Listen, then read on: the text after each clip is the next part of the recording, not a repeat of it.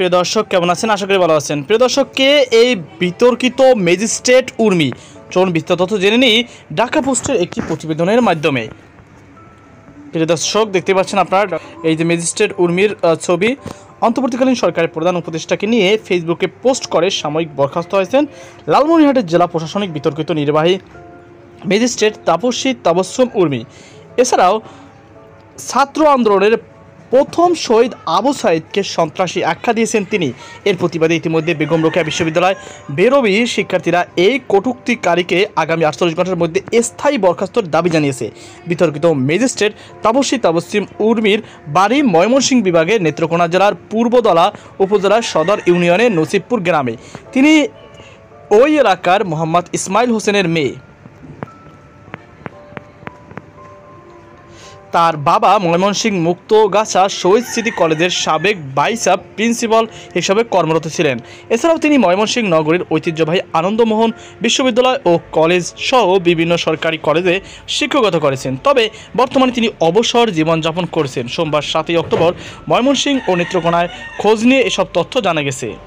জানা যায় উর্মির মা নাসরিন জাহান বর্তমানে হাজী হাশেম আলী মহিলা ডিগ্রি কলেজের মুক্তগাছায় গণিত বিভাগের সহকারী অধ্যাপক হিসেবে কর্মরত রয়েছে। বর্তমানে তারা ময়মনসিংহ কেন্দ্রীয় কারাগারের পেছনে কাশর জেল রোড এলাকায় নিজ বাসায় বসবাস করেন। তবে উর্মির বাসায় সরেজমিনে গিয়ে তার পরিবারের কাউকে পাওয়া যায়নি।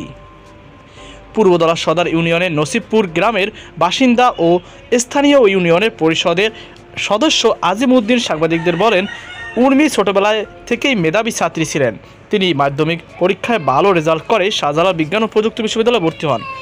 সেখান থেকে কম্পিউটারের সায়েন্স অ্যান্ড ইঞ্জিনিয়ারিং বিষয়ে পড়ালেখা শেষ করে 2022 সালে সরকারি চাকরিতে যোগদান উর্মি।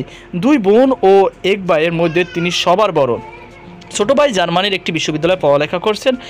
এর বেশি তাদের সম্পর্কে আমার জানা নেই। প্রসঙ্গত গত শনিবার ফেসবুকে একটি পোস্ট করেন তাপসী তাবস্সুম উর্মি।